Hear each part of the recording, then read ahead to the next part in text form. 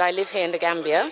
I'm representing the African Diaspora Returnees Association, and we are a group of people who have returned to live in Gambia because we see ourselves as Africans. So I'm representing that group. Why did you make the decision, knowing that Africa has a history of political instability, a history of backwardness in terms of economy, corruption and all that? You left the life that you lived in, probably in the Caribbean or in the UK or somewhere in America, to come and live in the Gambia. Wow, you made some sweeping statements there. Political instability, poor economy. That's not the Africa that I see. That's the Africa that the BBC and the CNN tells us about.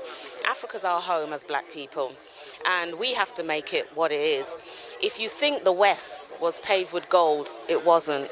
I was born in the UK, but I was always made to know I was never accepted there as a black person. So you see the difference. Even though I was born there, and I should be able to say, yes, it was wonderful there, but it wasn't. The discrimination is still there. My parents faced it in the 60s. I faced it, as I was growing up. My children are facing it. It's not changing for us.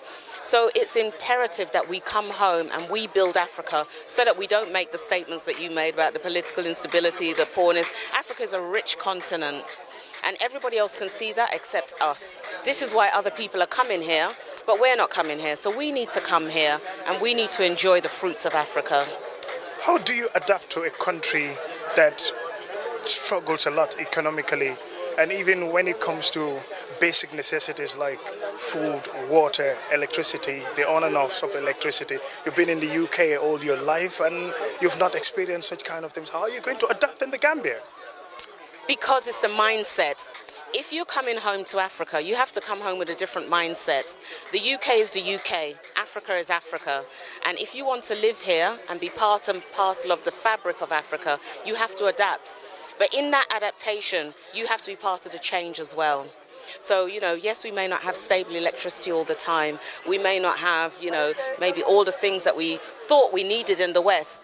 But we have to think to ourselves, did we need all the materialism that the West has to offer? Have we been spoilt by the West? Is it really about living the life we should be living as Africans? We are different, and we should be living a different life. So it's about adapting, but it's about changing the mindset first. You look like one of us. Do you feel at home when you came to Gambia? Absolutely. I've been coming here for 14 years, living here permanently for 2 years. This is the happiest I've been in my life. Every morning I wake up, I see the sun, first of all, and then I see people that look like me. That's enough for me. That's enough for me.